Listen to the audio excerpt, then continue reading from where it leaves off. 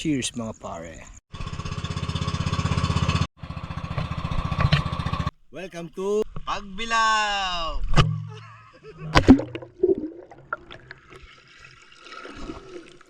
So papunta kami na Quezon Province. First time na pumunta sa Pagbilao. So yung napunta kasi namin doon hanggang ano lang kami, Chaong, yung pinakamalayo. So ngayon Pagbilao, may pupuntahan kami na isang isla doon na hindi pa namin napuntahan. Siyempre first time nga namin pumunta sa Pagbilao. Ngayon, Besa Ways ito. Ayan, 7 kami makakarating kasi ngayon lang talaga nagplano na pumunta doon. Kanina lang din nakita yung pupuntahan namin. Tapos umalis kami bigla. So umalis namin ng bahay mga 2 or 3 o'clock. So ngayon nandito pa kami sa Santo Tomas. My time check is anong oras na ba? 7:48. Ayan, so 7:48 na. 7:48, sorry. 5:48 pala kasi 17:48. Okay, so 5:48 nandito pa kami sa Candelaria. So nandito kami sa 7-Eleven kasi yung aming flashlight is sira. Saan na ba yun? Hindi pa nagagamit yun pero sira. Okay, so ito na yung flashlight Uy, angas Yun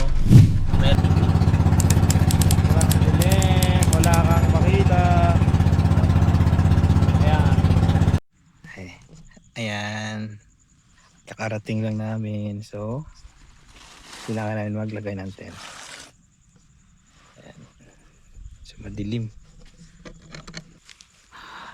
alas 9 na ng gabi, tapos kakarating lang namin.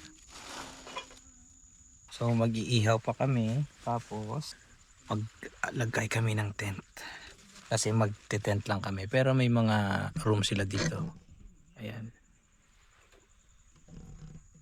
Sa signal naman, mahina ang signal.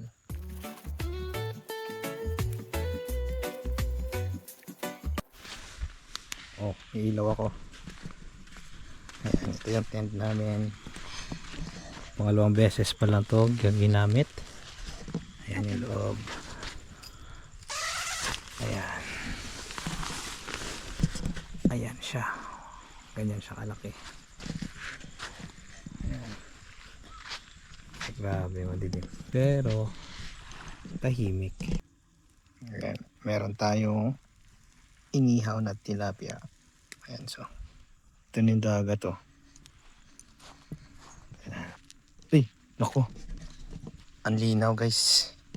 Malinaw. Ayan sobrang linaw. Bukas ng umaga makikita niya yan. Ayan kita mo, malinaw. Di ba? Hanggang doon, meron pa doon. Tapos sa kabilang side pa, meron pa din. Hindi.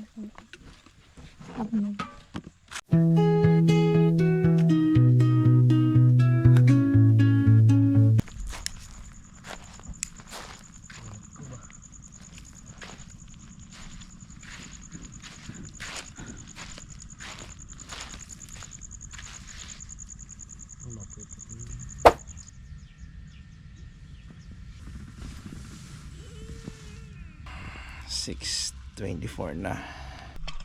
No. Kanya kuya? Oo, sumabit ko sa may series doon.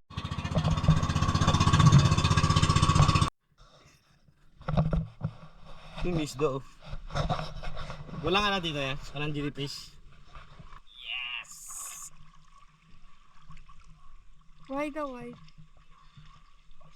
Dapat doon. Sila. Ayan.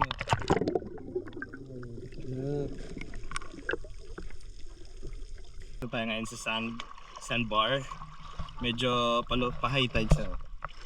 Nandito kami sa gitna ng karagatan.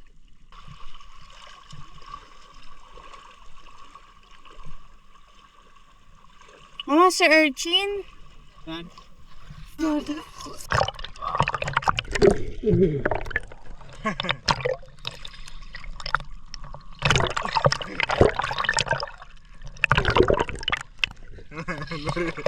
Nakikita na sa GoPro yun na